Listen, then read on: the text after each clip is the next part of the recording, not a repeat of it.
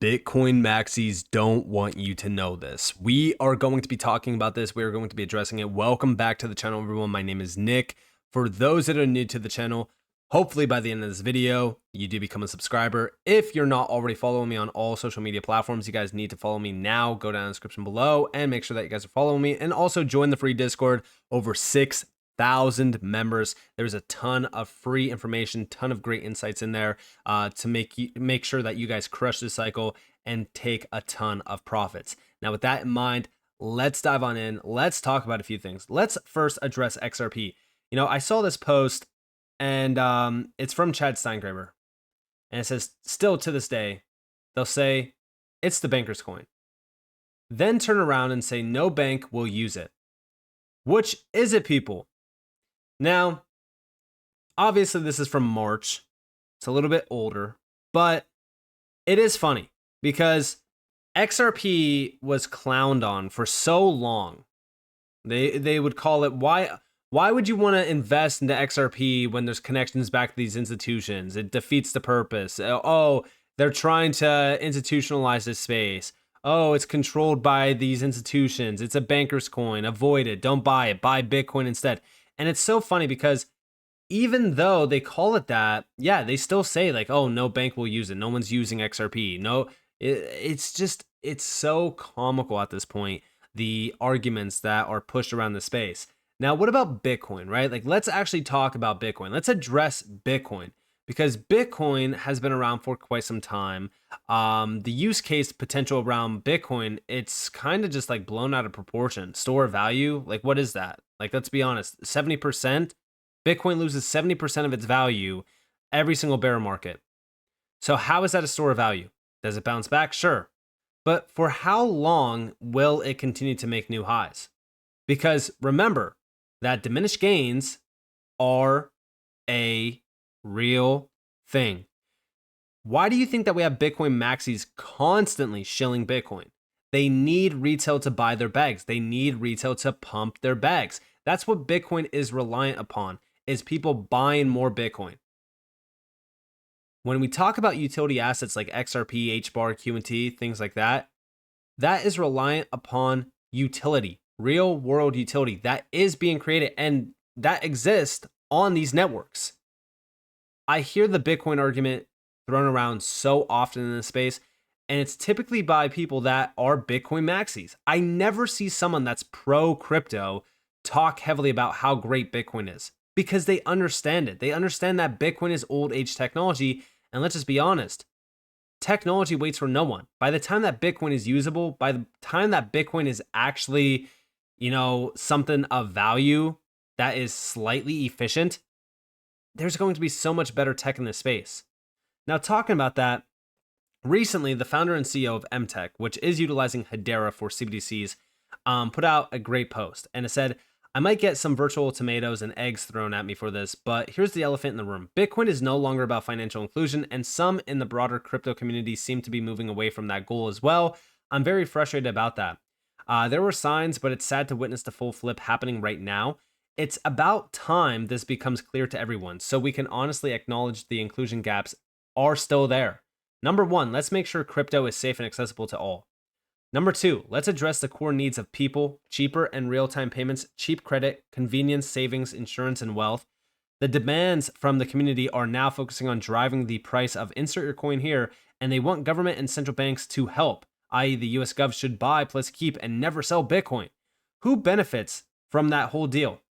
The few of us lucky enough to have the disposable income to take on the bet. If that, how's your portfolio right now? You want the US government to have that risk? And this, my friends, is why fiat-backed stablecoins and tokenized cash, the CBDC, designed not to control you when you buy ice cream or red meat. It's simple, really. Forget the fact that Bitcoin is not fit for purpose, but human nature wins, always. Left alone, we self-destruct or become greedy. Not saying right or wrong here, but let's not act like we're addressing a problem we're not. Looking back now, maybe Bitcoin never had a chance. Why? Because networks and rebels often become the towers and the tyrant they first aim to destroy. First principles, I don't make the rules. Now, this is a great point. And over here, we have subjective views. Now, this is interesting. This is the advisor for financial sector digitalization and cybersecurity to the European Commission, recalls his first encounter with Bitcoin, which was in the basement of the New York Fed alongside central bankers, libertarians, and lunatics. This is very interesting. Check it out. House. And I'll now give you an anecdote. The very, very, very first meeting I had about blockchain was in the Financial Stability Board's Financial Innovation Network. And it was a meeting in the New York Fed, in the basement of the New York Fed, a very austere building. And on the one side of the room, there were central bankers, looking like central bankers look. And you can make your own picture as to what a central banker looks like. There's a few, or there's at least one in the room, and he doesn't look anything like a central banker. But they looked very much at a piece. And on the other side, there were hoodie-wearing geniuses, lunatics, libertarians, blockchain folk. Libertarians are lunatics, said the official of the European Commission.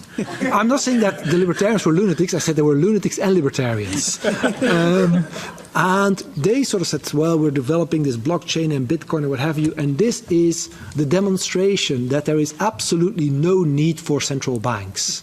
This is the end of central banking, which I thought was quite an entertaining and interesting position to put forward, especially at the New York Fed, in a room full of central bankers. Clearly, the central bankers had no idea what these people were talking about. And clearly, these hoodie-wearing libertarians and lunatics had no idea what central banks did and why central banks are important. And if we didn't have central banks now, I'm sure that they will end up being created to control the risk. In the same way, will DLT be important for competitiveness? If we didn't have financial market infrastructure now, imagine Jens walks into this office tomorrow and there's nothing there. An empty building, no computers, no nothing. And Jens's boss, assuming he has a boss, tells him, you have to build infrastructure. I am absolutely convinced that DLT will be a much bigger part of the technology stack Jens will use than he currently does. Because, of course, now they're sitting on huge amounts of legacy infrastructure, which is working okay, so you're not going to throw it overboard. But if you have to start from a clean slate, I'm convinced that DLT would be a much, much bigger part of the technology stack. Now, building on top of this, and by the way, this was recently, this is February of 2024, Carmel Cadet actually responded back to this. She said 2 great points. If central banks didn't exist, Bitcoin would have catalyzed them to manage volatility and liquidity risk. Crazy thought experiment, but spot on. If you had to rebuild today and you're not on DLT and tokenizing, don't bother. So as we really look at what's going on here, the space is evolving. It's not Bitcoin. Bitcoin, it doesn't even matter anymore. Bitcoin, this whole idea that like, oh, Bitcoin was an escape from the traditional system. The traditional system created Bitcoin. Satoshi, it's all nonsense. The real creators of Bitcoin was the government. The government had a hand in creating Bitcoin. There's no doubt about it, in my opinion. Now, the problem with Bitcoin, and the number one thing that these Bitcoin maxis don't want you knowing, is centralization of Bitcoin. Mining, the miners around Bitcoin, I think like 4 of them control most of the hash rate power. It's not just about mining, though. I said back in August of 2023, I said I love the argument from Bitcoin maxis around escaping CBDCs is simply holding Bitcoin. Today's Bitcoin versus 2009 Bitcoin is extremely different. I don't think the original idea of Bitcoin was celebrating and welcoming BlackRock to launch an ETF, scared of being controlled by CBDCs, but not scared of a scarce asset that has practically priced retail out while one of the largest corporations file for a Bitcoin ETF. It makes zero sense to me. BlackRock owns the largest percentage of everything around you. Don't think they will own the largest percentage of Bitcoin either. Think again, Bitcoin will soon be a corporation-controlled asset. Now, building on top of this, even more recently, I said I'm really questioning the importance of decentralization in the space, more now than ever before. I really started to focus on this when the ETF hype started to pick up and all the Bitcoin maxis became very bullish about it. Recently, RFK Jr. promised the US government will purchase 4 million Bitcoin if he was elected. Even though it's unlikely he gets elected, the Bitcoin maxis again got extremely bullish about this. over 19% of Bitcoin controlled by the US government. If this was the case, as I've said before, this space will sacrifice decentralization for greed every single time. Bitcoin itself it's not going to be this decentralized escape from traditional finance, because all the Bitcoin maxis are welcoming in centralization from the same traditional system that they were pushing for an escape away from with Bitcoin. It makes no sense to me. But what about this? Bitcoin is expensive, slow digital gold asset that people buy from World Economic Forum partners like BlackRock. 707 Crypto posted 2 video clips about this. Listen closely to this. This is crazy. That the same people that funded, I would call it hobbling of Bitcoin, basically this shifting of the narrative from digital cash to digital gold, funded all 3 US CBDC pilots. So in other words, we took Bitcoin, which could have been peer-to-peer digital cash for the world, could allow people everywhere to engage in voluntary trade. That was taken away. And now it is a expensive, slow digital gold asset that people buy through WEF partner companies like BlackRock. Well, those same people, while doing that, funded these CBDC pilots that are now very advanced in development, like incredibly advanced. Like Project Hamilton. Project Hamilton, does that ring a bell? Project Hamilton rings a bell. So is it the same? And he's 100% correct here. And even over here, Bitcoin is surveillance money that will enable CBDCs not be an alternative. Yeah, this is insane. Listen to this. Project Hamilton is the retail CBDCs. So this is what would replace what we typically use as cash. And one of the co-authors of the white paper of Project Hamilton is Corey Fields. Corey Fields is a Bitcoin Core developer who worked on SegWit and Lightning Network. Like, you can't make this stuff up. It's literally common overlapping people, developers of Bitcoin. While Bitcoin was permanently made slow and expensive, some of the same developers were working on this system that now can do 1.8 million transactions per second. The US retail CBDC can do 1.8 million transactions per second. Bitcoin can do 7 transactions per second. So what we're witnessing here, they literally took big blocker Bitcoin and wrapped it in a way that is centralized for Project Hamilton. Yes. Crazy. And these guys, but for Bitcoin itself, they wanted to cripple it in the form of 7 transactions per second. And now we have thousands of people in Tennessee descending on this Bitcoin conference, literally shouting and cheering and thinking that they're promoting freedom money while working with politicians and regulators. Like we have completely and totally lost the plot here on Bitcoin.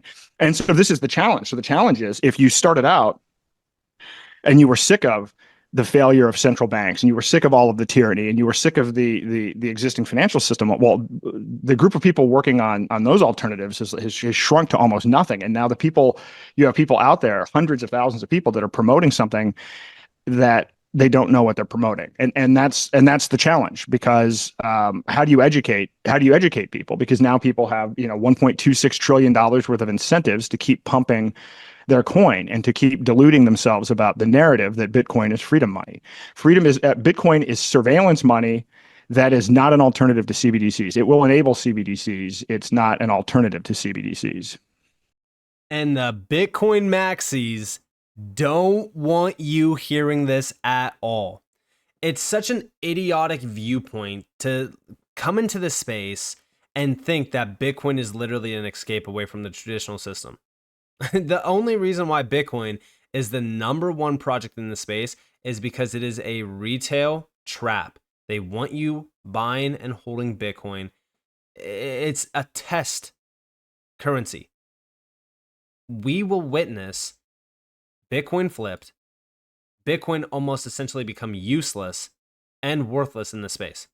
I'm not even joking. Like, when we really look at what's going on here, this has completely lost the original vision of Bitcoin. This entire space has lost the original vision of Bitcoin. They are now welcoming in centralization. It's been centralized since day one, in my opinion.